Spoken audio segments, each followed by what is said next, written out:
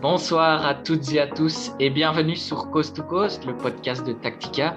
Coast to Coast, une toute nouvelle émission dans l'audiovisuel francophone qui débriefe l'actualité du basket belge. À mes côtés pour cette troisième émission, Guillaume Zaracas. Guillaume, bonsoir. Bonsoir. Et Corentin Wilmot. Corentin, salut. Salut Augustin, bonsoir à tous. J'aurai le plaisir de vous retrouver toutes les 2 semaines pour débattre, animer et analyser notre passion pour la balle orange. Suivez-nous sur Spotify et YouTube et rejoignez-nous sur les réseaux sociaux de Tactica ainsi que sur notre groupe Facebook Coast to Coast Podcast pour réagir et poser vos questions.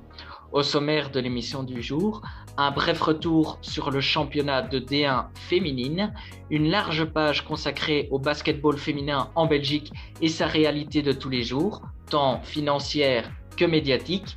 Et notre invitée du jour est Marjorie Carpréau, meneuse des Castor Brenne et des Belgian Cats. Elle pourra nous éclairer sur tous les aspects du basketball féminin dans nos contrées et commenter sa carrière, ainsi que le rôle qu'elle a pu prendre en Wallonie comme icône de sa discipline.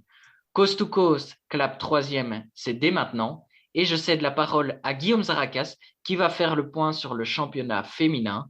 Guillaume, c'était attendu, mais les Castor Brenne ont clôturé la phase classique en étant une nouvelle fois invaincus, alors que quelques rencontres d'alignement sont encore prévues pour d'autres formations dans les jours à venir. C'est notamment le cas de Malines. Malines qui a encore 4 rencontres à disputer, alors que les playoffs doivent commencer dès le 15 avril. Oui, avant de parler classement, je trouve qu'il faut d'abord redresser le contexte du déroulement de cette saison. Elle a été très vite interrompue. Il y a eu 2 journées de championnat et puis il y a eu un stop qui a été posé par rapport à la crise sanitaire que nous vivons. Et donc, les différents clubs ont dû attendre plusieurs semaines avant qu'un protocole sanitaire ne leur soit proposé, avec un testing 2 fois par semaine. Et donc, il y a eu une coupure. En compétition européenne, cette perte de rythme, elle peut expliquer qu'il n'y a eu qu'une seule victoire belge sur toutes les rencontres, lors d'une rencontre opposant Brenne et Sint-Katelijne, sans quoi tous les matchs contre des formations étrangères ont mené à une défaite pour nos 4 formations participantes à l'Eurocup. Donc voilà, cet argument ne justifie pas lui seul l'épopée européenne de courte durée pour nos représentantes, car la Belgique n'a pas toutes les armes non plus pour rivaliser avec les autres championnats européens. Si j'en reviens maintenant et que je ferme cette parenthèse sur l'arrêt de la compétition et qu'on en revient au championnat, la décision du Spirou Ladies et de Pep Inster de ne pas prendre part à la compétition, cette liberté ayant été laissée au club par la Ligue, elle a forcé à repenser le fonctionnement du championnat. Donc il n'y aura pas de descendant cette saison, il n'y a pas eu de coupe et les playoffs se disputeront à 4 et non à 8 puisqu'il n'y avait plus que 10 équipes participant au championnat. Tu l'as dit, Augustin, 18 sur 18 chez les Castors, c'était presque une évidence tant le club brabançon vit une autre réalité que les autres formations du championnat. Son effectif le prouve. C'est tout à leur honneur. Les Castors ont gardé la motivation, la rigueur pour ne pas se permettre de faux pas cette saison. Je pense que l'élimination en demi-finale de Coupe de Belgique par Namur en 2018, elle est sans doute encore toujours dans les esprits. Elle a pu rappeler au club que même si on dominait, les faux pas étaient toujours possibles. Derrière les Castors, on retrouve Sint-Katelijne et Namur, 2 des autres participantes aux compétitions européennes, qui comptent déjà en leur rang des Cats en devenir, voire même ayant déjà défendu nos couleurs nationales, donc elles sont à leur place également. Oui, tout à fait, Guillaume. À Namur, on a Anne Mesdac. On a aussi les jumelles Massé, donc Becky et Billy, qui jouent à Escaoué. Et c'est pas tout, au Havre Sainte-Catherine, qui s'est renforcé la semaine passée avec le retour de Laure Résimon, la double joueuse de l'année, qui viendra évidemment pimenter ses playoffs à 4 et augmentera le niveau de Sint-Katelijne. Pour son premier match, elle a déjà aligné 22 points et 12 rebonds. Guillaume, donc là, on a déjà parlé de 3 équipes. À part Brenne, Namur et Wavre Sainte-Catherine, qu'en est-il des autres? C'est Liège Panthers qui occupe la 4e place. Liège qui a lancé un projet de formation avec entre autres pas mal de double affiliation avec le centre AWBB qui a à un moment donné recruté dans toute la Wallonie une génération de qualité. C'est pour ça que Liège Panthers enchaîne les succès dans les compétitions AWBB des écoles de jeunes. Et donc voilà, on a un groupe de filles qui travaillent ensemble depuis des années dans une structure qui est dédiée au basketball féminin et qui est en train de récolter le fruit de son travail. Il y a eu l'ajout de la polonaise Roxana Schmidt qui montrait un petit peu l'ambition de Liège, qui ne doit donc plus être considérée comme une petite formation du championnat. voilà, un club qui s'est donné les moyens de franchir un cap et qui aura sa place en play-off cette année. Oui, tout à fait. Donc, tu l'as dit, quatrième du championnat. Les Panthers iront donc en play-off avec les habitués du Final Four belge. Dans les rangs liégeois, on peut aussi rappeler la performance exceptionnelle de Laura Anquet fin février. Face à Malines, elle avait inscrit tout simplement 50 points lors du succès de son équipe en prolongation, une performance exceptionnelle. Corentin, on t'a pas encore entendu. Toi, quel est ton regard sur le championnat écoulé et quel est ton pronostic pour les playoffs? Je pense qu'il y a eu un certain cafouillage à cause du Covid en début de saison, comme l'a bien expliqué Guillaume. C'était très difficile de jauger les équipes, de voir un peu les forces en présence. Maintenant, voilà, on peut se réjouir qu'il y a quand même eu un championnat. Et pour le pronostic, je vais surprendre personne en disant que pour moi, les Castors sont ultra favorites. Maintenant, avec les différentes arrivées à Saint-Kathleen Waver, peut-être une surprise, mais j'y crois pas trop. Donc, je mettrai Castor Brenne champion. D'accord, comme chaque année. Et toi, Guillaume? Moi, je suis assez d'accord avec ça. Hein. C'est vrai qu'à Saint-Kathleen, on a les sœurs Massey qui continuent leur progression saison après saison. Elles sont devenues des valeurs sûres de notre championnat. Ajouter à ça Laure Simon, qui était MVP de la saison 2019 à 21 ans, c'est un atout considérable pour pouvoir proposer au Castor une sérieuse opposition. Mais voilà, je pense que les troupes de Frédéric Bussard sont les grandes favorites, une fois. Oui, en effet, je pense que le titre ne devrait pas échapper au Castor, comme chaque année, un peu à l'image de ce qu'Ostende fait dans le championnat masculin. Merci à vous deux. On va donc pouvoir passer à la suite de l'émission. Guillaume, tu as déjà abordé certains points comme le protocole sanitaire, le cavalier seul des castors ou encore un championnat repensé de force en début de saison. Cela fait partie de la réalité de notre basketball féminin. Avant de pouvoir arriver dans cette D1 féminine, qu'en est-il de la formation? Quelles sont les options qui sont offertes aux jeunes joueuses de basket? C'est intéressant de parler de la formation parce que c'est la base de la pyramide et c'est vrai que déjà là, il y a quelques petites difficultés qui peuvent se mettre sur le chemin des jeunes basketteuses. Les filles, c'est plus ou moins un tiers de la population basketball du pays. Et dès les catégories de jeunes, elles doivent faire face à différentes problématiques. Je pense à des clubs qui ne sont pas toujours en mesure d'inscrire une équipe chaque année parce qu'il y a eu l'une ou l'autre joueuse de perdue et on n'a pas assez de joueuses. Des compétitions avec peu d'équipes, des forfaits. Des sauts de catégorie par obligation et pas par choix pour des joueuses pour former un noyau complet. Donc voilà, je veux dire que les centres de formation wallons et flamands proposent une solution avec un encadrement plus professionnel. Quelques clubs cherchent à mettre en place une structure pour le basketball féminin. Donc on peut espérer qu'il y ait des progrès et que plus de clubs cherchent à mettre en place des structures vraiment adéquates. On a en droit d'espérer voir des progrès, mais c'est vrai que voilà, ces pertes d'équipes qui arrivent chaque saison n'aident pas. À côté de ça, on ne peut pas comparer la carrière d'un homme et d'une femme dans notre pays. Un jeune basketteur, il doit prendre son mal en patience avant de connaître l'AD1. Parfois, à 23 ans, il a encore reçu très peu de temps de jeu et on a des attentes plus faibles en lui. Les places sont réduites. Dans le basketball féminin, il y a énormément de joueuses qui, dès 16-17 ans, évoluent déjà en Division 1, reçoivent des responsabilités et on attend d'elles qu'elles puissent peser sur le jeu, voire être déjà très dominantes si elles envisagent une carrière professionnelle dès 18-20 ans. Et à nos côtés, ce soir, justement, nous avons une de ces joueuses de basket de D1 féminine, une invitée de choix, hein, Marjorie Kerpréau, meneuse des Castor Brenne et des Belgian Cats. Elle va pouvoir nous éclairer sur tous les aspects du basket féminin dans nos contrées. Bonjour Marjorie, tout d'abord, est-ce que tu vas bien? Je vais très bien, merci bien. Est-ce que tu es d'accord avec ce qui a été dit sur la formation pour l'instant? Ah, tout à fait. Quand je vois, par exemple, un Alex Libert ou Loïc Schwartz qui ont eu allez, des difficultés vers 21, 22, 23 ans et qui finalement, à l'heure actuelle, sont pour moi des joueurs emblématiques en Belgique et dans leur club. Et contrairement au basket féminin où effectivement les jeunes sont peut-être lancés un peu plus vite en division 1 belge parce que il n'y a pas autant de bonnes joueuses et qui finalement après n'accrochent peut-être pas et n'arrivent peut-être pas à vraiment faire une carrière. Et je suis contente d'entendre qu'effectivement il faut vraiment une formation, il faut vraiment, vraiment une base. Quand je vois mon propre club à Castor-Brenne, imaginons que quelqu'un de notre équipe, allez, je ne l'espère pas, mais quelqu'un de notre équipe est blessé, on ne sait même pas aller chercher une jeune du club qui pourrait avoir le niveau de si ce n'est que s'entraîner avec nous, quoi. On sait que les jeunes joueuses talentueuses qui veulent faire du basketball leur carrière doivent à certains moments se diriger vers des entraînements individuels parce que la quantité de basket qu'on leur propose dans leur club respectif est limitée. Est-ce que tu es passé par cette étape ou est-ce que tu as connaissance de joueuses qui ont en effet ont suivi ce parcours avec pas mal d'entraînements individuels au cours de leur semaine? Moi, je pense que j'ai eu beaucoup de chance. Bon, j'ai travaillé quand même mais j'ai eu la chance d'être professionnelle directement à l'âge de 17 ans. J'ai jamais été blessée. J'ai toujours essayé d'avoir une hygiène de vie adéquate. Et donc, j'avais des entraînements par semaine, 10, 11 fois par semaine. Donc, ça n'a jamais été mon cas.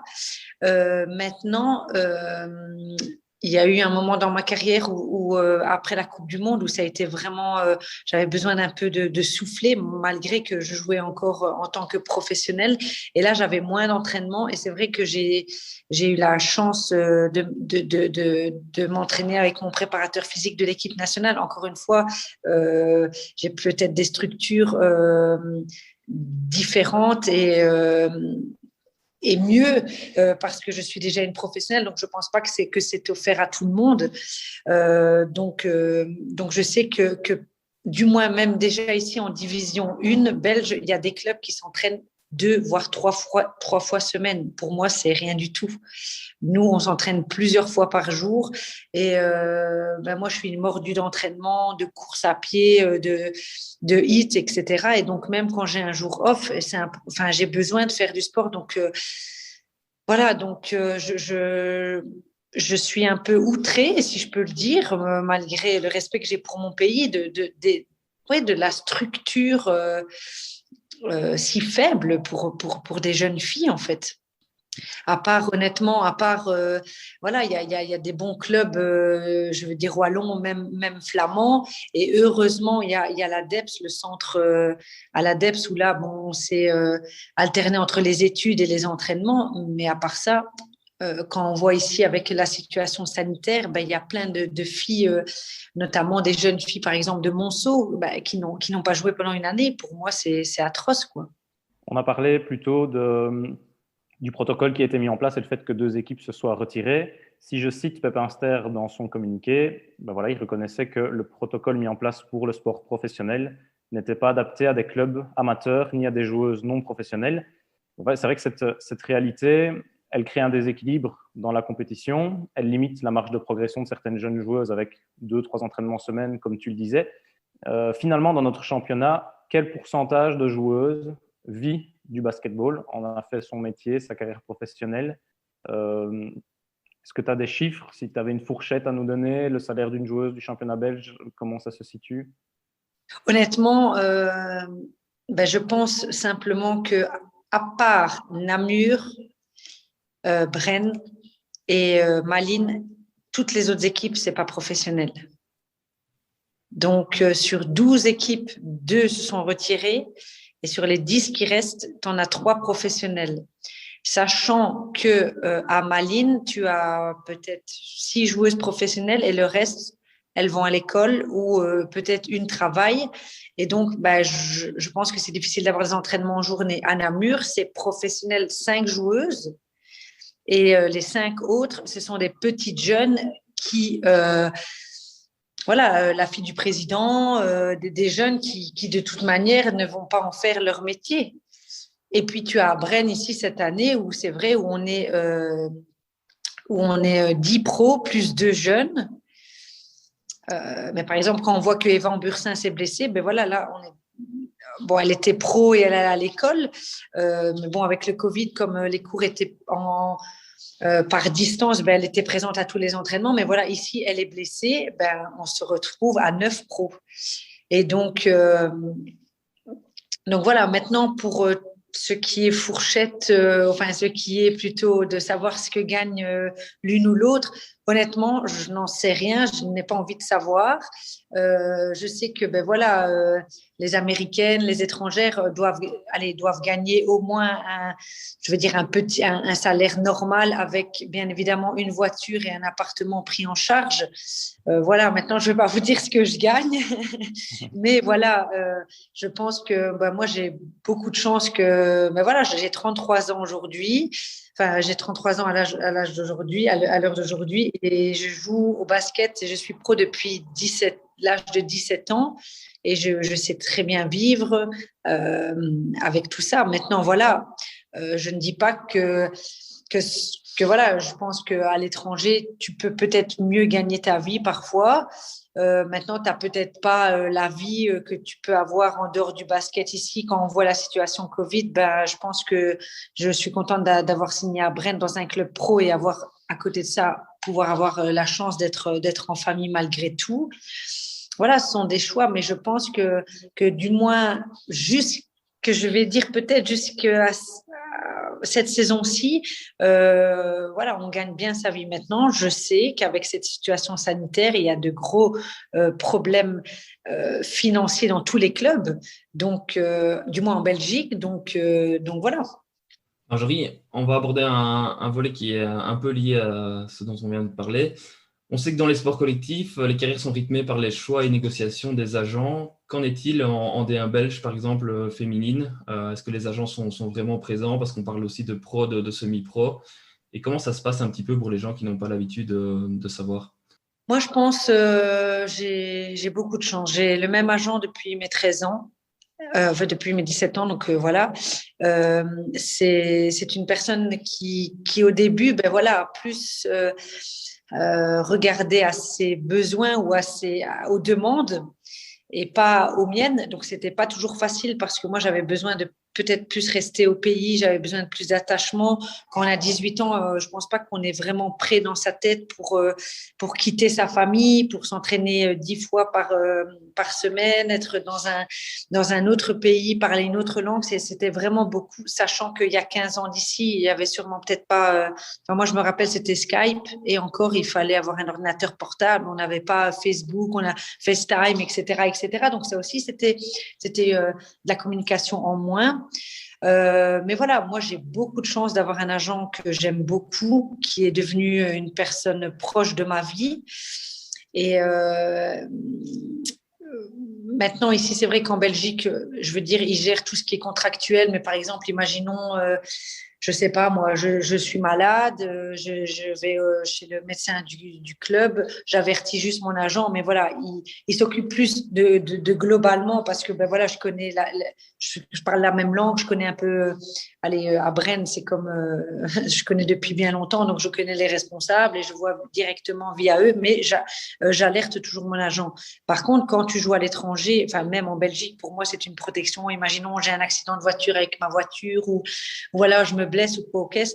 Voilà, moi, c'est mon job et mon agent me sert et c'est super important. Et à l'étranger, c'est encore, ça l'est plus. Maintenant, je pense sincèrement qu'en Belgique, je le répète, même si je respecte la Belgique, mais le championnat, je pense surtout après cette crise sanitaire, risque d'être de redevenir faible.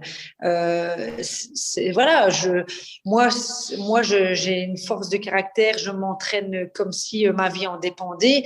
À partir du moment où tu n'es pas dans cette optique-là, tu peux simplement aller jouer tes matchs, jouer normalement et voilà, tu gagnes quand même. Et donc, je pense que, allez, l'année où on a été en finale de la Coupe d'Europe, je me rappelle qu'on avait des difficultés de jouer contre Namur, qu'on avait des difficultés et le stress de jouer contre d'autres clubs.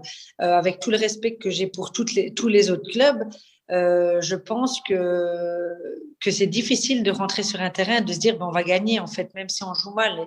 Et ça prouve que dans le championnat belge, le niveau, il y a des gens qui sont professionnels et il y a des gens qui sont amateurs, mais qui, par exemple, je vais citer un club comme Courtrai qui n'ont que des jeunes, contrairement à toutes les autres équipes qui ont que des jeunes.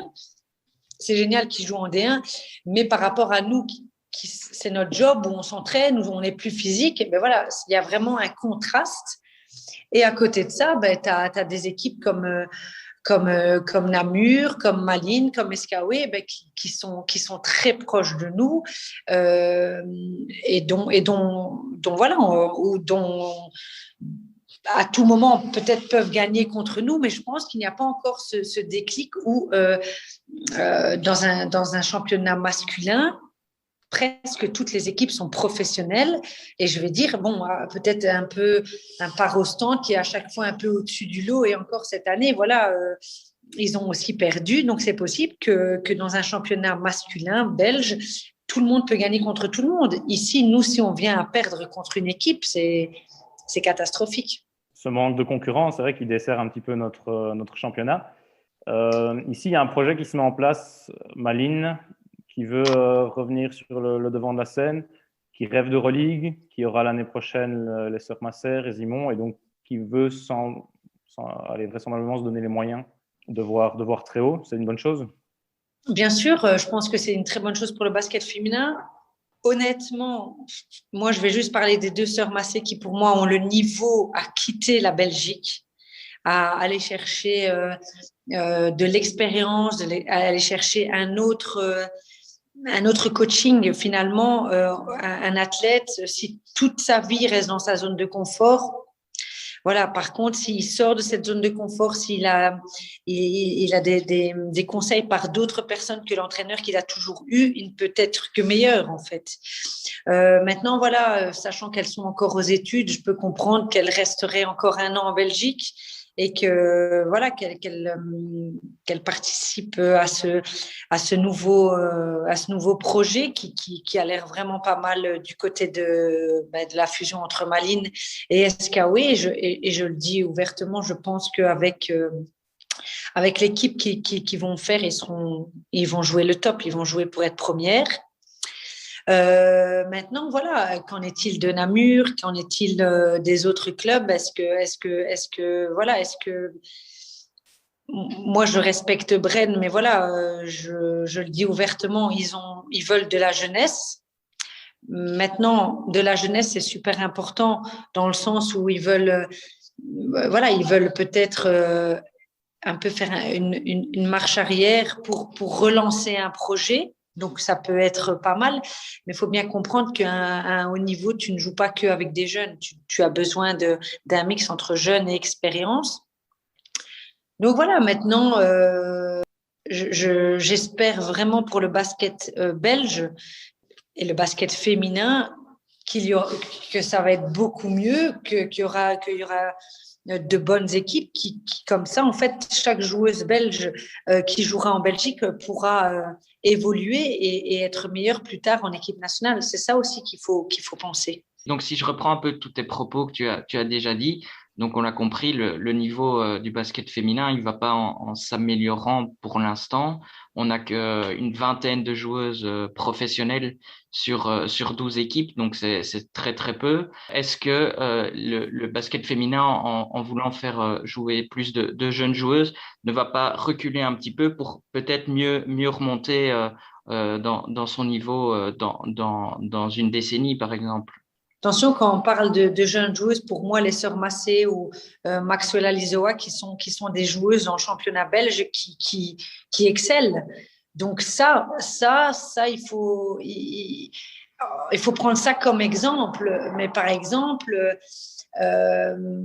il faut aussi un début à tout. Quand je vois des filles à Courtrai qui jouent en D1 à l'âge de peut-être 17 ans, pas professionnel, en s'entraînant 3 fois semaine ou 4 fois semaine, j'en sais pas trop plus.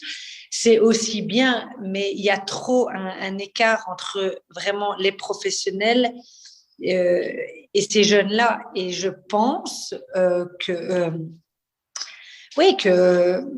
faut quand même faire quelque chose. Donc, peut-être faire un pas en arrière pour pouvoir recréer un beau championnat et un bon championnat belge. Un des soucis du basket féminin, c'est la visibilité médiatique. Il y a presque rien de télévisé. Un article, c'est assez rare dans la presse et autres. Il y a ça aussi dans le basket masculin, même si c'est encore un peu différent. Comment tu le vis, ça? Est-ce que c'est difficile à accepter? Je pense que c'est difficile à accepter déjà de jouer sans public. Bon, maintenant, je vais pas me plaindre. J'ai la chance de pouvoir faire mon job. Il y a plein de gens qui doivent rester chez eux ou être au chômage. Donc, voilà. Mais je pense que, enfin, je sais pas, moi, je trouve que le sport féminin devient de plus en plus attractif, beau. Enfin, on est des belles meufs, quoi, qui faisons du sport. Du sport, je pense que ça doit être visible. Quand parfois je zappe à la télévision et que, avec tout mon respect, je vois une P1 ou une P4 au football et qu'on passe ça, ben, je me dis, punaise, allez, dans mon équipe, j'ai 2 joueuses qui ont fait les JO. J'ai des filles qui ont joué en WNBA. J'ai des filles qui ont joué le Final Four de l'Euroleague. Tu as des jeunes Belges comme Maxwell Alizoa ou voilà, ou même moi, j'ai fait une Coupe du Monde ou des choses comme ça. J'ai une médaille au championnat d'Europe. Enfin, j'ai joué une finale de Coupe d'Europe. Tu médiatises rien de tout ça. Moi, je trouve ça dommage. Je trouve ça dommage, surtout que, ben voilà, quand tu vois l'été qui va arriver, je pense qu'il y a plein de choses à voir et je pense que tous les sports, à leur juste valeur, à leur juste valeur, pardon, devraient être médiatisés au maximum. Est-ce qu'il y a des solutions qui sont mises en place pour les clubs ou autres pour essayer de rendre ça un peu plus visible? Parce que maintenant, la visibilité peut venir aussi du club ou des ligues. Ouais, Moi, je sais qu'il y a quelques matchs qui sont en streaming ou autres. Est-ce que tu peux nous en dire un peu plus? oui, bien sûr. Je pense que pour ça, ben voilà, tous les clubs dont moi je vais parler bien de Castor Break, Bren mettent vraiment des streamings pour chaque match. Je sais que voilà, par exemple, le match passé, c'était une ancienne joueuse, Laurence Van Malderen, qui est venue commenter. La fois d'avant, c'était Marc Dehenef, ancien joueur aussi. Donc voilà, je pense que avec cette situation Covid, je pense que ça rend les choses encore plus difficiles, mais que le basket belge quand même a su trouver un protocole pour qu'on puisse continuer à jouer. Donc voilà. Et qu'à côté de ça, ben voilà, c'est quand même médiatisé maintenant, je pense. Et je vais le dire, et je vais peut-être sûrement, comment dire, octroyer les foudres, mais je pense que le basket féminin n'est pas du tout médiatisé, il n'y a rien dans les journaux. Et encore, quand il y a quelque chose, c'est parce que ben voilà, j'ai quitté le club ou c'est toujours dans un aspect négatif, alors que finalement, j'ai quitté, enfin, Bren a voulu me couper à ce moment-là. Ils n'ont pas fait la meilleure saison après. Ici, je suis revenue. On voit bien qu'il n'y a aucun problème. Finalement, parfois, ça n'est que du business. Et les journalistes utilisent ça pour en faire un sujet, alors qu'en fait, il y a tellement plein de choses bien plus importantes, bien plus chouettes à lire. Je sais pas, moi, par exemple, si j'étais journaliste, déjà sur chaque année, je parle à Braine Lalleud, par exemple, tu peux faire un article sur une joueuse chaque mois, par exemple. J'en sais rien. Y a tellement plein de choses à dire, à découvrir, à faire savoir, parce que je pense que la plupart des personnes ne savent même pas qu'on est professionnel, qu'on s'entraîne plusieurs fois par jour, que des filles sont professionnelles et donc ont quitté leur pays, donc ne voient pas leur famille. Enfin, plein de choses. Personne n'est au courant de tout ça parce que ce n'est pas médiatisé. Oui, c'est de plus en plus dans le sensationnel et moins dans le travail de fond. C'est un gros problème. Voilà, c'est ça. Merci Marjorie. Tu parlais des carrières à l'étranger pour les Belges, que c'est une nécessité à un moment donné de pouvoir aller voir autre chose, rencontrer d'autres coachs, d'autres situations. Tu as pu aussi vivre ce rêve en dehors de nos frontières. Comment tu qualifierais ce passage de ta carrière à l'étranger de 2009 à 2012?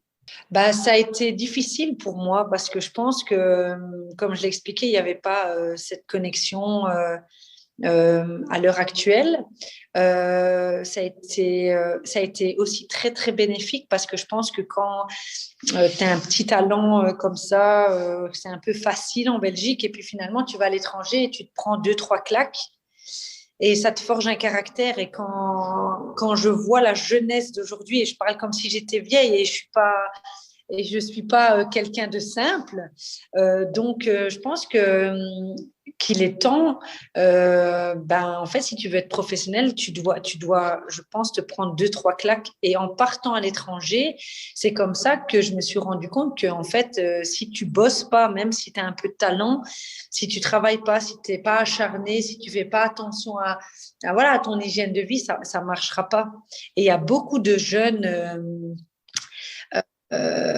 comment dire, qui ont beaucoup de talent, mais qui n'ont pas le mental, qui n'ont pas l'envie, qui n'ont pas la force de se surpasser. Et je pense que l'étranger t'oblige déjà à être loin de ta famille. Donc, en fait, tu vas faire ce que tu aimes, mais tu es un peu en dehors de ta zone de confort. Et puis, tu rencontres du monde, tu dois parler d'autres langues, donc tu apprends l'anglais, tu apprends même les langues. Souvent, tu sais, maintenant, avant, c'était comme ça, mais maintenant, tu joues en Italie, vaut mieux que tu saches l'italien parce que le coach, il va pas faire un effort de parler en anglais, quoi. Et je pense que ça, ce sont toutes des choses bénéfiques aussi pour ta vie. Et la plupart du temps, en Belgique, si tu es un peu l'enfant du club, c'est un peu facile. Et moi, je pense que même en Belgique, il faudrait être un peu plus, un peu plus professionnel. Ouais, c'est vraiment ça, un peu plus professionnel. Et à côté de ça, je suis partie à l'étranger, je repartirai à l'étranger, et c'est vraiment, c'est bénéfique pour ton expérience de vie, je pense. Marjorie, on vient d'aborder ta carrière en Belgique et à l'étranger. On ne peut évidemment pas passer à côté de ta carrière internationale. 6e mondiale et 3e au ranking européen, les Cats, elles s'apprêtent à disputer 2 grands tournois en peu de temps. En juin, place d'abord à l'Euro. Les joueuses de Philippe Mesdag, elles affronteront la Turquie, la Slovénie et la Bosnie en phase de poule, dont elles seront a priori les favorites. Les vainqueurs de chaque groupe se qualifieront directement pour les quarts de finale, tandis que les 2e et 3e disputeront un match de barrage croisé avec la poule voisine en vue de désigner les 4 derniers participants au quart de finale, au Final 8. Outre cette échéance, il y aura évidemment le rêve de toute une nation, les Jeux olympiques. Pour la première fois de l'histoire, les 4 joueront ce tournoi olympique. Le tirage est tombé. Les adversaires, ce sera l'Australie, la Chine et Porto Rico. Un tirage qui ne déplaît pas aux sélectionneurs, qui confirme l'ambition des Cats d'atteindre les quarts de finale avant de découvrir quelles autres nations pourraient alors se mettre sur le chemin. Marjorie, tu en as déjà parlé, hein, toi, plusieurs fois dans les journaux, mais pour les JO, je pense que le mot rêve n'est pas usurpé. Non, je pense que honnêtement, l'équipe nationale, c'est quelque chose de très, très, très, très précieux, très spécial. Jouer pour Philippe Mesdag, c'est quelque chose. Je pense que tu peux aller. On pouvait poser la question à toutes les filles dans l'équipe. Tout le monde veut jouer pour lui. C'est aussi simple que ça. Effectivement, jouer. C'est vrai que même si on travaille même si on commence doucement vraiment à en parler, même si on a déjà reçu notre planning et qu'on sait que ça va être un été super chargé avec un championnat d'Europe, mais aussi les JO, c'est le rêve de tout athlète, même, comme vous avez dit, d'un pays entier. Donc voilà, c'est certain qu'on ne va pas aller simplement pour simplement participer aux JO. Marjorie, qui la Belgique Oui. doit-elle remercier pour cette génération dorée, au-delà des joueuses, en premier temps évidemment, qui sont talentueuses, pleinement investies dans leur carrière et la fierté de porter ce maillot. Qui aussi est derrière tout ça? Braine, de par son projet, puisque plusieurs joueuses y sont passées, les différents centres de formation wallon et flamand, Philippe Mesdag. Moi, je vais être très, très direct, c'est Philippe Mesdag, parce que en fait, la différence de Philippe Mesdag et de tout ce qui se passe en Belgique, c'est que en fait, Philippe Mesdag, il prend les personnes et les joueuses comme elles sont, et il en fait une équipe que parfois, en fait, des clubs ou d'autres n'aiment pas l'aspect d'une joueuse et donc cassent ça. Et que finalement, en fait, plus tu as de différence, mieux tu es armé et plus fort tu es. Et en fait, Philippe Mesdag, il a fait de plusieurs joueuses une grosse équipe. Pourquoi dans la génération de... allez, moi, je me rappelle, j'ai été en équipe nationale, j'avais 19 ans. Et j'étais avec des joueuses comme Anne Waters, Cathy Wambe, Anke Demont. Enfin, c'était vraiment une génération au top. Mais ils avaient Benny Mertens, qui n'est pour moi pas un bon coach, et j'ose le dire. Et donc, il a peut-être préféré mettre son ego à la place de l'équipe. Et en fait, la différence avec Philippe Mesdac, c'est qu'il nous protège, c'est qu'en fait, on a une confiance, une communication, une communion avec lui qui fait que voilà. Et finalement, personnellement, toutes les joueuses, on travaille individuellement pour que quand on arrive en équipe, ça soit plus simple pour tout le monde. Et ça, je pense que ça me fait un peu penser un peu au Diable Rouge, à cette alchimie, et que maintenant, je trouve aussi que ça commence vraiment à être le cas aussi chez les Lions. Et tout ça, ben voilà, c'est comme avec le coach Georgia, c'est aussi un gars que personne ne comprend, que tout le monde le traite de malade et tout le bazar. Mais en fait, le gars, il vit juste le basket. Et il protège ses joueurs comme si c'était sa famille. Et je pense que ça, c'est super important. Et puis, il faut pas oublier que dans le monde sportif, c'est du business. Et parfois, tu es vraiment pris, jeté, repris, rejeté. Et différemment, Philippe Mesdac reste une très belle personne avant tout. Et donc, moi, honnêtement, jouer pour lui, en équipe nationale, il n'y a pas mieux. Ce collectif que vous avez formé au fil des années, donc sous sa houlette, jusqu'où il peut aller? C'est vrai qu'on va de surprise en surprise avec vous, avec les différentes compétitions internationales, les JO ici. Donc voilà, dans ces échéances qui approchent, vous voyez aller jusqu'où? Ben déjà, je pense qu'aucune équipe n'a fait ça. Donc déjà, je pense qu'il a tout gagné. Il a été le plus loin possible.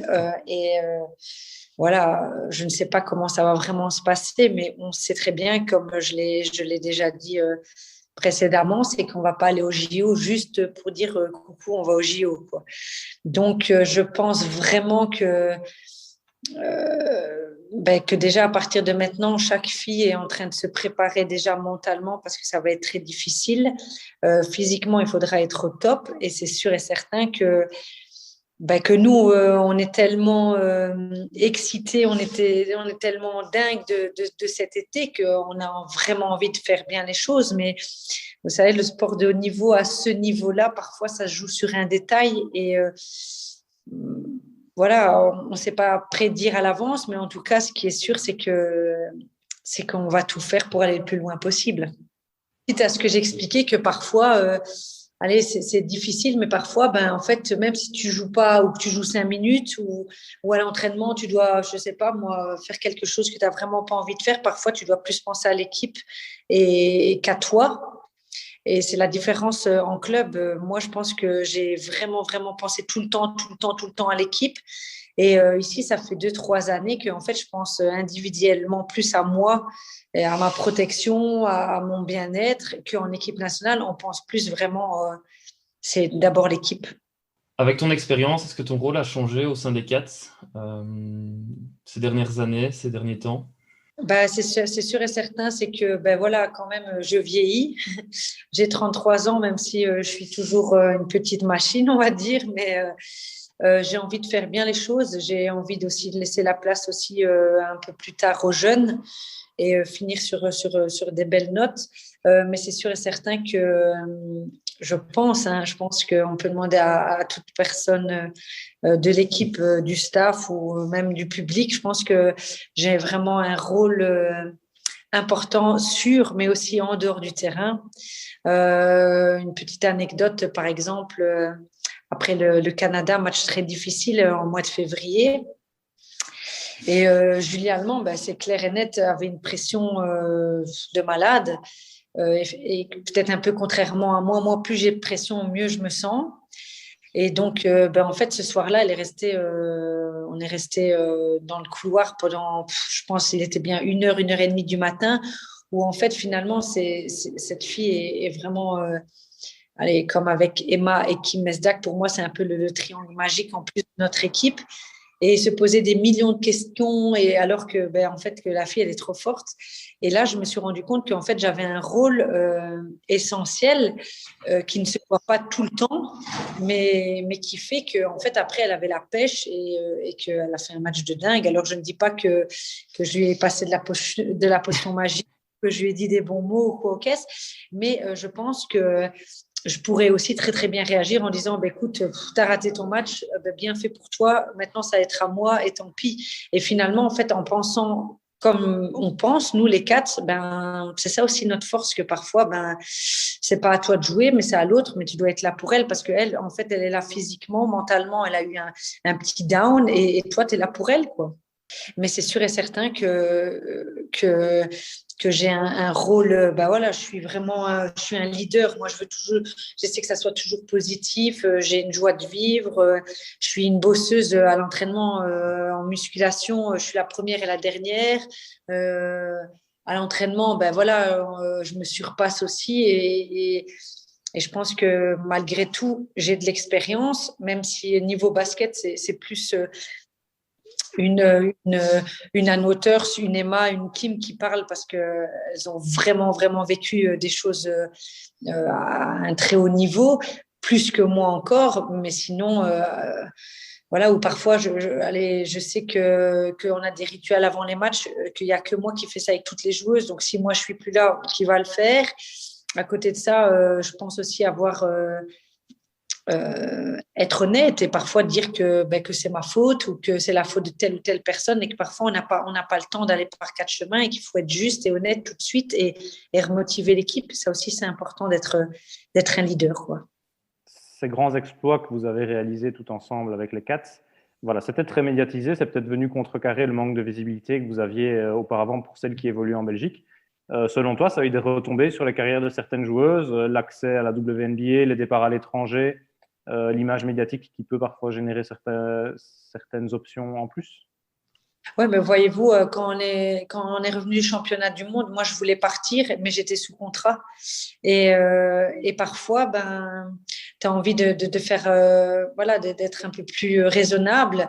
Et puis, tu vis une Coupe du Monde et en fait, tu as envie de partir et tu peux pas, mais bon, tu as quand même un job. Et puis, je pense qu'une joueuse comme Julie Allemand, qui est partie en WNBA, faut dire que oui, ok, c'était médiatisé, d'accord, mais c'est la fille qui travaille derrière.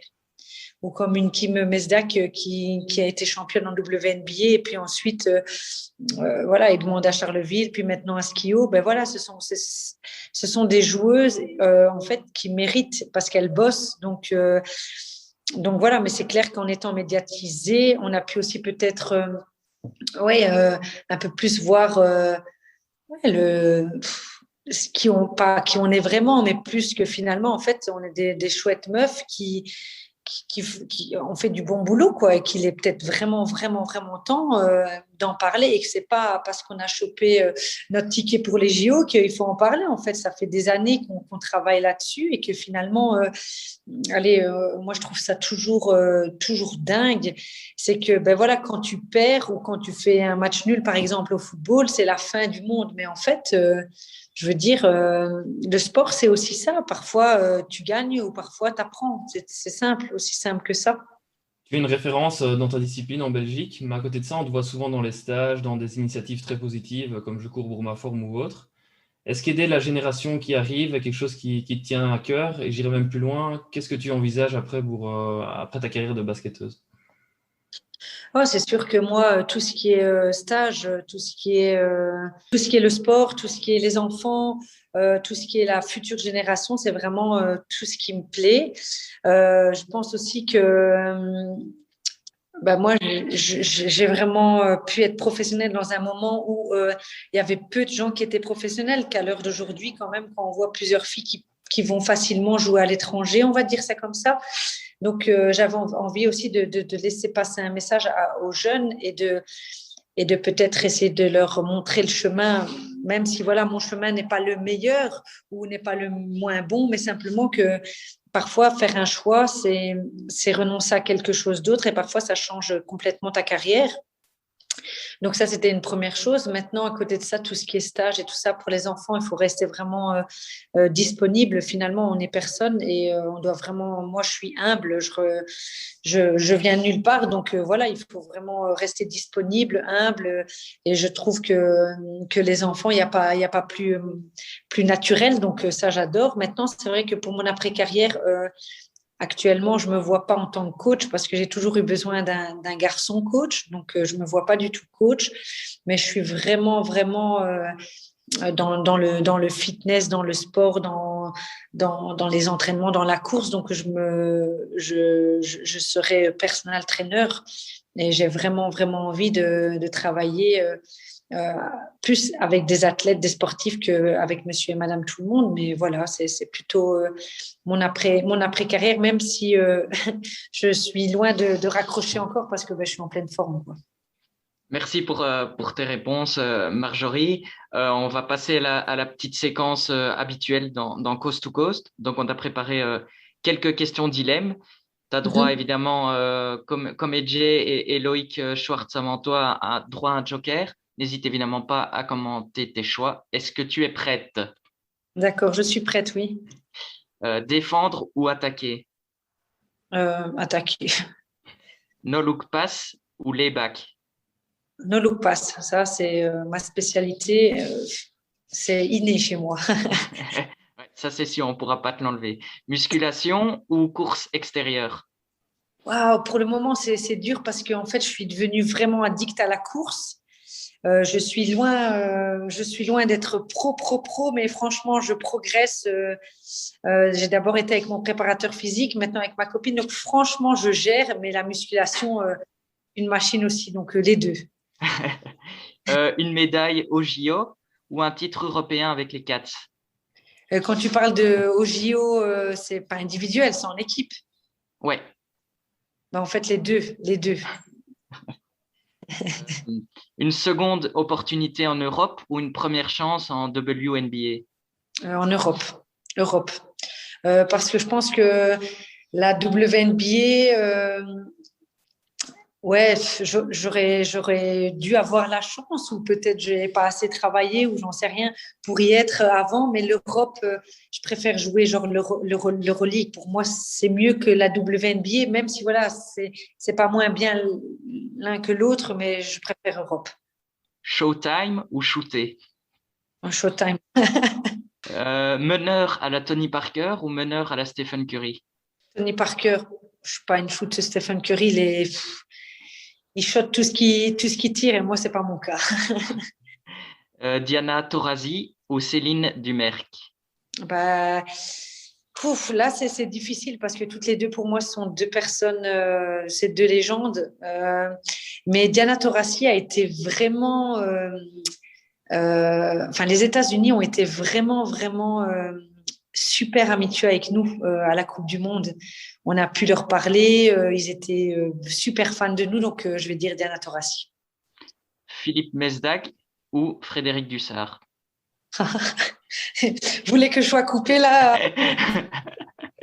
T'as droit à un joker. Hein. Je peux pas. Je vais dire. Je pense, voilà, j'aime vraiment Fred, j'aime vraiment Philippe, mais je vais dire Philippe Mesdag parce que Fred nous a battus en finale de Coupe d'Europe. Ça. Merci beaucoup, Marjorie, pour ta participation et toutes tes réponses. On te souhaite une bonne soirée et on te souhaite le meilleur avec les Castors avant les playoffs. Merci beaucoup, merci à vous. Coast to Coast se termine ici, une troisième émission qui aura fait la part belle au basketball féminin. Vous pourrez la réécouter sur les réseaux sociaux de Tactica ainsi que sur Spotify et YouTube. Je tenais à remercier à nouveau Marjorie Carpréau pour son enthousiasme et sa franchise. Et c'est avec joie que j'ai pris part à cette émission Coast to Coast en compagnie de Guillaume Zarakas et Corentin Wilmo. Merci à vous. On se retrouve toutes les 2 semaines pour de nouvelles aventures sur le basketball. Ciao!